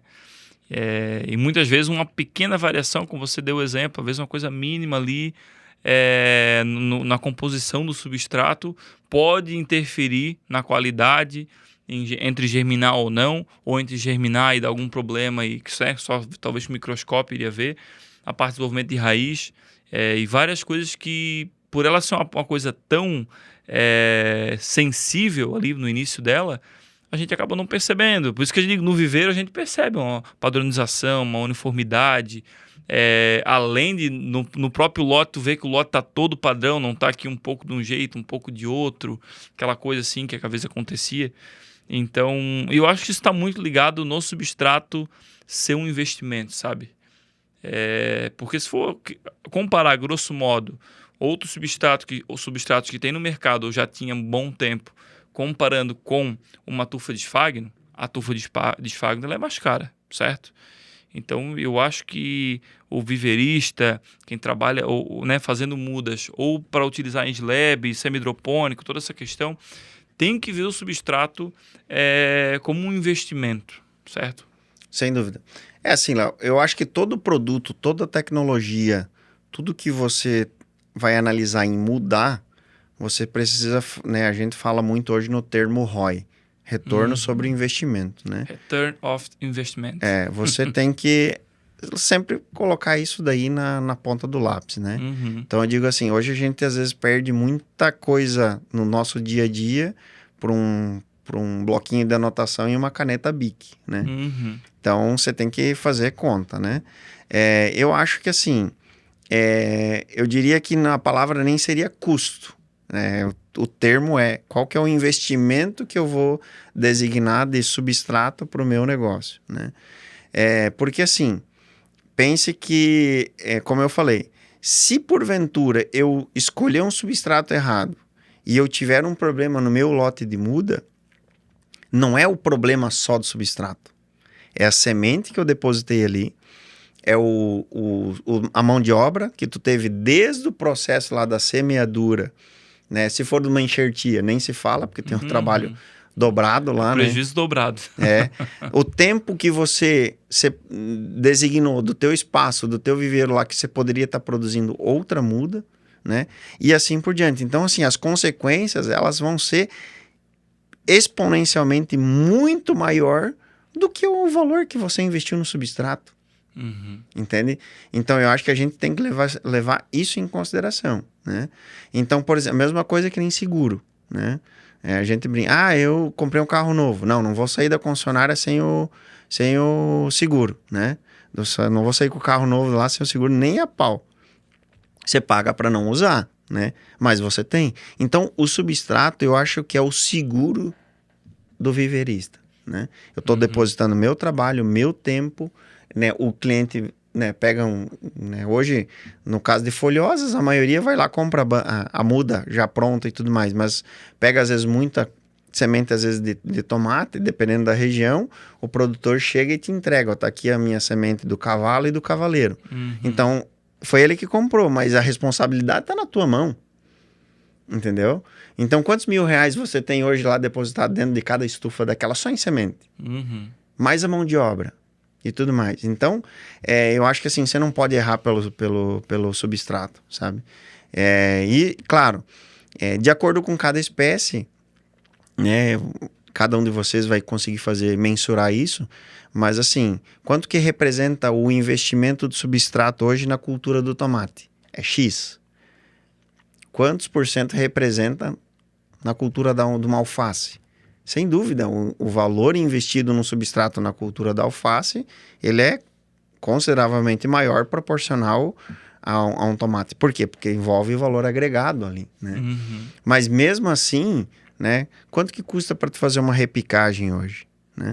Daqui a pouco, do que adianta eu ter lá, escolher uma boa semente, com uma boa germinação, e daqui a pouco eu tenho lá uma intercorrência lá num lote lá, e eu tenho 5, 7% entre desuniformidade ou falha de germinação. Se eu tiver que fazer uma repicagem, quanto que custa essa mão de obra? Então, são essas... Envolve o nome do viveiro, o nome da empresa. Eu acho que até o substrato, ele se torna até um diferencial, sabe? Você usar um material de alta qualidade, um material premium, vamos dizer assim, pode se tornar até uma referência pelo teu viveiro. Por quê? Eu sempre costumo pensar, né, que o que você faz uma coisa, você acaba fazendo outras iguais. Ou seja, se o viveiro utiliza um substrato de qualidade, que é um seguro, como tu deu exemplo, poxa, esse substrato ele é de confiança, ele me agrega qualidade de enraizamento, padronização da germinação, isso, vários pontos. Se eu tenho esse cuidado no meu substrato, eu vou ter esse cuidado também na minha bandeja, eu vou ter esse cuidado em toda a adubação e defensivo que eu uso, em todo o treinamento de mão de obra, na minha máquina de semeio, na minha qualidade e estruturação das minhas estufas, na sanidade do meu viveiro de modo geral, no transporte das minhas mudas, no atendimento e por aí vai. Então eu acho, como eu falei anteriormente, eu achei bem interessante esse exemplo, é que assim como a muda para um produtor rural é ele começar com o pé direito, no substrato, no viveiro, é a mesma coisa. É você começar a sua produção com o pé direito.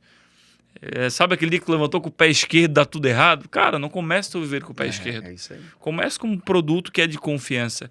E por isso que eu vejo que a tufa, ela para quem não utiliza, ela pode se tornar até um diferencial no viveiro. Pela qualidade que a gente sabe que ela agrega, sabe? Na produção da muda. Sem dúvida, né, Léo? E hoje, assim, eu acho que todo viveirista, para qualquer segmento, né, mas... Na área agrícola também a gente tem que se resguardar, né? Hoje muito pela questão de passivos, né?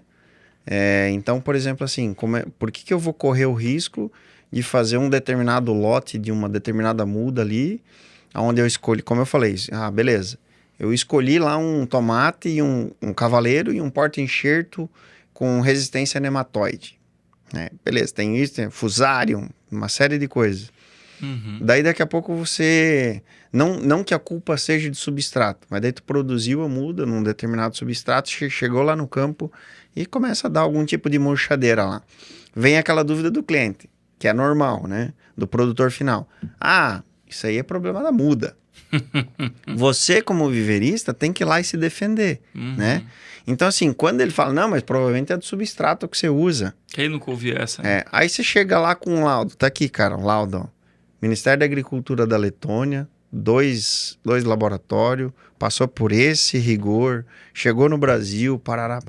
Cara, você elimina, o substrato você já eliminou. Você tem esse laudo, você tem tudo garantido do teu fabricante, que você tem hoje excelentes fornecedores teus de semente. Cara, você tem o teu processo de controle de qualidade lá dentro do viveiro. Bandeja descartável, onde você elimina o risco de qualquer... Então, assim, você vai eliminando... E pegar um gancho, só para não esquecer, cara. Se eu puder dar um conselho hoje para um viveirista, cara, não faça mistura de substrato no seu viveiro. Não faça. Principalmente por isso aí que tu falou, Inácio. Porque a partir do momento que você compra uma tufa de esfagno, que vem com todos os laudos, isso, aquilo, outro, e você mistura com qualquer coisa que seja com casca de arroz, seja com fibra de coco, a partir desse momento, meu amigo, tu perdeu todo o amparo do teu fornecedor, seja ele qual for, seja Hortimed, seja outra empresa, tu perde o amparo porque tu pegou o produto que eles têm todo um laudo, tudo que é seguido, que a gente já falou aqui, várias diretrizes, 9001 e tarará, e você pegou tudo isso, botou dentro de uma lixeira, botou gasolina e tocou fogo. E daí tu tá por tua conta própria, certo? Ou tô mentindo? Não, correto. Perfeito. Não tô querendo ser pessimista, mas, cara, se você procurar o Inácio e dizer, ô Inácio, pô, o cara tá me acusando lá porque a muda de tomate enxertado lá deu pau, não sei lá por quê, e ele tá dizendo que é do substrato, na opinião do produtor. Aí o Inácio vai dizer, mas tu usou o Hortimed? Mais ou menos. Eu peguei Hortimed, eu peguei um pouquinho de casca de arroz que eu comprei lá não sei onde, e botei um pouquinho de fibra de coco, que eu acho que é melhor assim, meu amigo, Inácio, ó. Infelizmente, não por mal, mas infelizmente você pegou o nosso produto e alterou a composição dele. Então não tem como. Nenhuma empresa vai dar esse como é que eu vou dizer? Esse suporte e assinar embaixo de alguma coisa, né? Justamente. Vou contar um caso bem recente. A gente recebeu. É um caso triste, não. Não. Mas assim, um cliente pequeno de produtor de morango em canaleta, onde ele comprou o nosso substrato para utilização na canaleta. E depois de um certo tempo começou a nascer algumas ervas daninhas, né? Nem um bicho de sete cabeças, mas começando... Não era para acontecer. Poxa, mas vocês garantiram para mim que não tinha erva daninha e tudo mais. Não, realmente, o nosso substrato não tem. Mas assim, eu tô vendo aqui que não tem só turfa de esfagno aqui. Tem outra... sim, eu peguei um pouco de casca de pinos, eu peguei um pouco disso, peguei um pouquinho de terra de barranco, mais um carvão lá, fiz um blend lá. Pois é, o substrato turfa de esfagno, eu te garanto que não tem erva daninha. Porque se eles tivessem encontrado uma semente naquele container todo, teria voltado, nós teria que pagar o frete de retorno, incinerar lá. Então assim, o que aconteceu aqui tá nas outras misturas. Acabou. E se eu não tenho esse laudo? E se eu não tenho esse amparo ali? Eu teria que me defender de outras formas para justificar. E como que eu vou provar isso? Então, é um fato muito importante, né? A mistura, eu acho que assim, às vezes o barato pode sair caro. Né? Então... ou o produtor ele não está querendo mexer no manejo dele para adequar o substrato que ele está usando, de irrigação, adubação, e ele está querendo fazer uma mistura para não mexer no manejo dele. Também já vi muito isso, entendeu? Cara, tá certo, tá errado. Às vezes ele faz a mistura e diz, não, Léo, mas aqui mas funciona, eu faço muda boa, ok. A gente não tá falando que não dá de fazer muda boa ou fazer uma produção boa com esse blend, com essa mistura que você faz. A gente tá falando do risco que isso pode trazer para ti mesmo. Porque para o Hortimed, qualquer outra empresa de substrato, não vai mudar nada. A hora que der o BO, eles vão ver igual a situação que você falou. Não, mas não tem só Hortimed aqui, tem outro... tem a Barranco, tem... Não, então, infelizmente, a gente não consegue dar o nosso respaldo. Sem dúvida. Um ponto importante, Léo, nesse caso, o que eu vejo assim? Eu acho que tem dois cenários. Existe aquele que mistura para tentar baratear, tá? Às vezes um produto, mas eu respeito quem faz, e eu conheço alguns viveristas que fazem e concordo com eles lá, aceito, porque afinal de contas eles se adaptaram àquela modalidade. Mas existem alguns que fazem mistura, às vezes, para drenar mais. Então, esse é o momento que eu digo assim, a você, produtor, viverista, que vai buscar uma alternativa de turfa de esfagno, conversa conosco, a nossa equipe comercial. Cara, o meu manejo é esse, a minha bandeja que eu utilizo é essa, o meu sistema de irrigação é esse daqui. Qual que é o substrato ideal que eu vou estar trabalhando aqui? Então, assim, é ali onde a gente vai trabalhar, de repente, entre uma granulometria 0 a 10 de 15% de fibra de madeira, ou de 25%, ou de 50%, né? Então, nós que devemos ter o conhecimento para passar, cara, aqui, eu acho que o melhor produto para você trabalhar é esse. Ou, como o primeiro teste ele vai ser um teste pequeno, testa lá 2, 3 fórmulas diferentes, né? Inclusive, às vezes, em adubação, né? Aonde ele mesmo vai... Cara, para mim, o que melhor se adequou é isso daqui. Então, eu acho que essa versatilidade de a gente ter lá na fábrica, né? Hoje, 2 grandes empresas, Hortimed e Nordagri, de nos ofertar um portfólio, um leque muito grande, a gente pode trazer produtos customizados, às vezes, né, para o mercado brasileiro, né? Claro, não consigo trazer num container ali 4 ou 5 fórmulas e ficar... que não há quem faça a programação de importação também, né, Léo? Mas assim, eu acho que essa é a parte bacana também, né? E como a gente bate tanto na tecla aqui da profissionalização, de visão de empresa, de negócio, eu acho que ela passa muito também pelos insumos, sabe? Para você ter uma produção agrícola que seja profissional, eu acho que você precisa de insumos profissionais.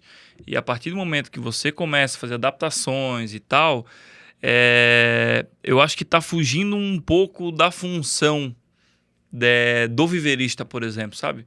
A função do viverista é fazer muda, é ele pegar os melhores insumos que ele tiver disponível, ou os melhores insumos que caiba no bolso dele, então que seja, para fazer a muda dele. Ele não é produtor de substrato, entendeu? Ele não estudou, ele não se desenvolveu para aquilo, entende? Então, mas pô, não consegui me adaptar à turfa de Sfagno. Ok, então pega um outro produto que tenha lá uma mistura que você acha bacana, tem um monte de marca no mercado, e compra ela pronta e utiliza ela pronta.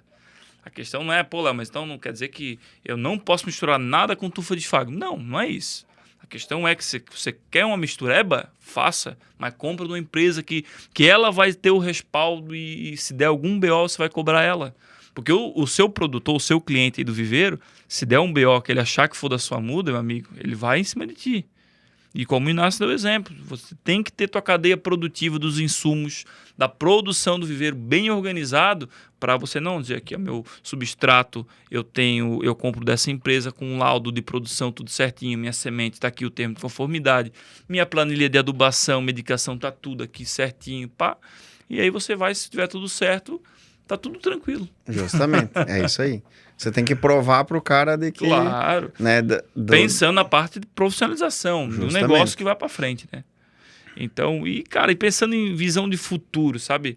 Qual a principal mensagem, além de tudo que a gente já falou, a principal mensagem que você deixa para quem utiliza um substrato, seja para qualquer aplicação que seja, desde coisas mais básicas, mais técnicas, que visão de futuro você dá para esse pessoal em relação a materiais, a formulações, a várias coisas aí que tem daqui para frente para vir? Então, Léo, como a gente falou um pouco aqui hoje, eu não vejo assim a curto, médio prazo uma nova alternativa, uma nova matéria-prima nobre quanto a turfa de Sfagno hoje, né? Quem sabe daqui 6 meses, daqui 1 ano, a gente vai pegar, puxa, apareceu, né? Mas eu, sinceramente, já pesquisei muito sobre isso e não vejo uma luz no fim do túnel entre uma outra matéria-prima nobre, estável, como a gente tem falado da turfa de Sfagno. O que eu vejo de futuro? Não só pensando nessa questão da preocupação global, europeia, com relação a manter o mais tempo possível a turfa de Sfagno, mas assim, é a vinda de novas formulações, novos blends e cada vez mais personalizar, né? Como a gente tem conversado. Se a gente pegar, vamos jogar aqui 15 anos atrás, empresas europeias vindo para o Brasil não tinha. Eram empresas brasileiras importando turfa de Sfagno, fazendo mix de produto e vendendo no mercado brasileiro, né? Uhum. Hoje a gente já vê outras empresas aí, agora vindo a Ortimed, Nordagri, duas grandes empresas se fundindo e tudo mais, entre outras que estão vindo diretamente e vendendo o produto já da maneira como saiu da fábrica lá, né? Mas assim, de cada vez mais vir, né, diferentes formulações para atender nichos específicos, claro, tudo dentro de volumes onde justifique essa importação, né?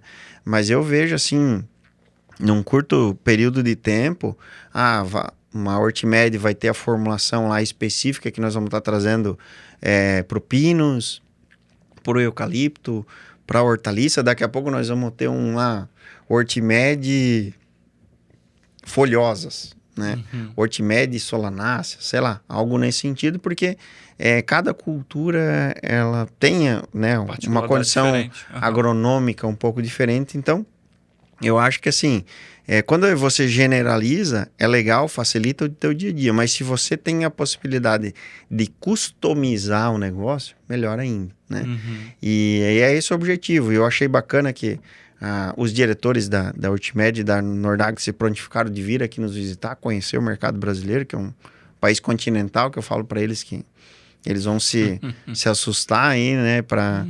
No sentido de vão percorrer um bom trecho de carro lá, eles fazem isso tudo de trem, é tudo muito tranquilo, né? Uhum. Mas eles vão ver realidades no mesmo dia completamente diferentes. Isso daí é bacana, né? Para que eles consigam olhar para o mercado deles para tecnologia que eles têm dentro da casa deles, o que a gente pode trazer, né, em 2025, 26, 27 aí, de novas tecnologias para a gente se diferenciar, né? Não falando mal de ninguém, mas a gente sempre busca o quê? A concorrência ela é bem-vinda para que a gente sempre consiga tentar trazer algo novo, algo melhor, né? Que eu acho que assim, não desmerecendo o mercado brasileiro, mas nós temos muita coisa boa para aprender e para trazer lá de fora, que já é utilizado lá fora, né, nos países aí de primeiro mundo, para a gente explorar mais aqui o mercado brasileiro. Com certeza. Eu acho que com a concorrência, quem sempre ganha é o consumidor, é o comprador, né? Um monopólio, seja ele do que for, para o consumidor, para quem compra, é terrível, né? Não porque quem detém o monopólio faz um mal, alguma coisa, mas porque com a falta de concorrência não tem aquela disputa de um querer buscar atender melhor o consumidor, sabe? Como você falou, trazer formulações diferentes. Eu acho que tem muita coisa então para acontecer nos próximos anos aí em relação ao substrato. Coisa que a gente talvez há pouco tempo atrás, eu pelo menos como viverista, tipo, estamos usando o material aí, tá tudo certo, tá tudo bom, então fechou isso daí, né? Não tinha muito para, vamos dizer, um horizonte de mudança. Eu não via, pelo menos, sabe? Então, mas agora essa mexida no mercado, novos peças no tabuleiro, acho que é muito benéfico para trazer esse aquecimento novo, essa vinda de novidades, o mercado está se movimentando. Isso é muito positivo e quem ganha é a gente viverista, é produtor rural, que vai ganhar qualidade e atendimento, né? Com certeza. Com certeza. Já, meu amigo, já passamos aí 1h30 de bate-papo, hein? Coisa boa, isso o tempo passou porque... Passa voando. Lembrando, nós estamos na sexta-feira à noite aqui, pós-feriado, nosso sextou está diferente, mas eu acho que mais uma vez a gente conseguiu trazer muita informação sobre uma coisa que às vezes até, substrato, vai falar mais o quê? Fala uma vez, vai falar duas, e se a gente fizer um outro podcast sobre substrato, vai ter mais coisa para falar diferente, porque é uma infinidade de coisa que pode ser falada desse item tão importante, né? Mas assim, Inácio, desde já agradecer novamente a tua disponibilidade da Mercoagro de estar aqui com a gente. Mas antes de mais nada, uma última pergunta. Você já deu 2 vezes o recado pessoal, mas quero que dê novamente, olhando para a câmera aqui sua, que conselho você daria para produtores rurais e viveristas que querem crescer e profissionalizar o seu agronegócio em 2025? Muito bem. Bom, você já falou a palavra profissionalizar, né? Eu acho que assim, a gente vê aí uma evolução muito grande hoje em termos de tecnologia em qualquer segmento, seja no agro, seja na parte de prestação de serviço, seja na indústria, né? Eu acho que o agro ele está vivendo um salto muito grande, né? A gente tem falado cada dia mais, propriamente até na inteligência artificial, o quanto que essa ferramenta está vindo hoje para impactar no dia a dia como um todo, mas no agro não vai ser diferente também. Mas assim, que o produtor, que o viverista olhe para dentro do seu negócio, aonde que, às vezes assim, está confortável para ele usar um determinado produto, uma determinada tecnologia, mas às vezes está passando uma grande oportunidade diante dos olhos dele, né, dos seus olhos aí, tem um concorrente utilizando, abra uma porteira para fazer um pequeno teste, validar um produto diferente, uma tecnologia diferente. Porque às vezes ali pode estar a chave da virada, né, do teu negócio como um todo. E eu sempre digo assim,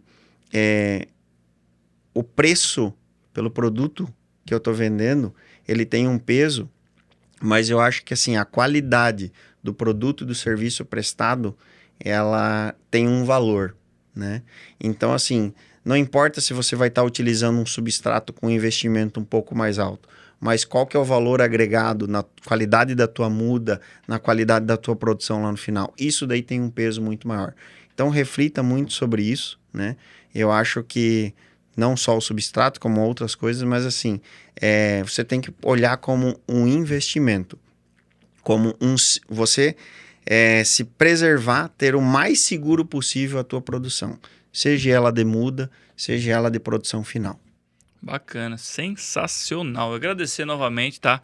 A Mercoagro, pela parceria aqui com a AgroConecta, todos os sócios e diretores, todo mundo faz parte da equipe da Mercoagro, que não é equipe pequena. São quantas lojas hoje no sul do Brasil? São 11 unidades, são 140 colaboradores aproximadamente. Isso é muita coisa. Então, o Mercoagro está desempenhando um grande trabalho aí no sul do Brasil, técnico, trazendo muita tecnologia, drone, substrato, porque tem de tudo, né? Tem de tudo. Então, agradecer a parceria da Mercoagro, Inácio novamente por ter se disponibilizado de vir aqui, bater esse bate-papo com a gente. E a porteira está aberta para quem sabe futuramente nós vamos ter mais um papo, trazer mais assunto e mais informação aí para os nossos amigos do agronegócio das hortaliças. Sem dúvida, Léo. Nós que agradecemos, né, em nome da direção da empresa, né, fica o agradecimento a você pelo convite, pela parceria que a gente tem aí de longa data. Esperamos que seja por muitos anos ainda, como a gente tem feito até aqui. E aí, para nós é gratificante, né? Eu digo que de nada adianta nós segurarmos o conhecimento na nossa mente e sim, ele deve ser multiplicado e repassado para todos os demais. Então, que esse conteúdo sirva aí para todo mundo multiplicar e que, né, ninguém é obrigado a concordar com tudo que a gente fala aqui, mas a gente fala aqui de coração e espero que faça sentido para todo mundo que esteja assistindo aí. Eu acho que foi mais um momento aí bacana aí, 1 hora e pouco aí de bate-papo que valeu super a pena. Obrigado pela oportunidade e conte conosco sempre. Tamo junto, tamo junto. É mais uma página escrita aí do AgroConecta, 22º episódio, né? Se você tá até aqui, esperamos ter contribuído de alguma maneira. Se você tirou um insight, uma coisa que você anotou aí, que talvez vai ser uma virada de chave no seu agronegócio, a nossa missão aqui já vai estar mais do que cumprida, beleza?